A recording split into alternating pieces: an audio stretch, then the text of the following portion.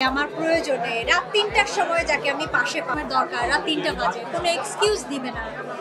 তো ভালোবাসা আমার কাছে সেটাই যেটা দীর্ঘদিন থাকে। অভিনয় শিল্পী বা নির্মাতা হিসেবে আমি বলতে পারবো না, আমি ব্যক্তিকুসুম শিকদার হিসেবে বলতে পারবো।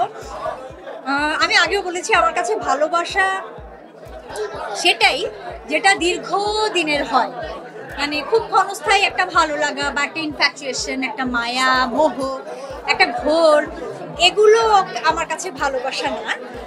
এগুলো যেগুলো আমি টার্ম বললাম এগুলো সেগুলোই, মায়া মোহ ঘোর এগুলো, বা মানুষ অনেক সময় আচ্ছন্ন হয়ে থাকে। আমার জার্নিতে তো আমি তো এটা সবসময় বলি ভাই, আমার এটা বলতে ভালো লাগে না, কিন্তু কথাটা সত্যি যে আমার কিন্তু ইন্ডাস্ট্রিতে কোনো বন্ধু আসলে নেই। তো ভালোবাসা আমার কাছে সেটাই যেটা দীর্ঘদিন থাকে এবং সেটাই যেটা আমাকে আমার মতো করে দেখবে, দেখতে পছন্দ করবে, আমাকে আমার মতো করে মেনে নিবে।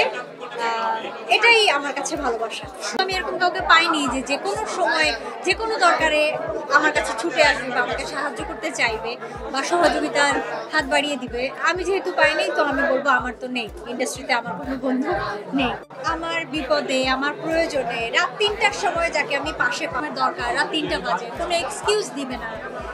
এটাই আসলে আমার কাছে শিল্পী হিসেবে আমি আমার কাছে খুবই অনাকাঙ্ক্ষিত, অপ্রত্যাশিত, খুবই অপ্রীতিকর। কারণ এরকম তো কখনো, আমি যতদিন ধরে কাজ করছি আমার চোখে এরকম পড়েনি বা আমার জ্ঞানেও এরকম নেই।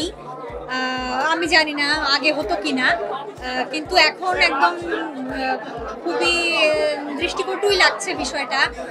আমি জানি না যে কেন এরকম হচ্ছে, এবং সত্যি কথা বলতে আমি আর প্রতিকার জানি না। আমি যদি জানতাম আমি অবশ্যই আলোচনা করতাম। আমি তো আসলে প্রতিকার দেওয়ার মতো কেউ নেই, এত স্পর্ধা আমার নেই। আলোচনা করতাম হয়তো বন্ধুদের সঙ্গে।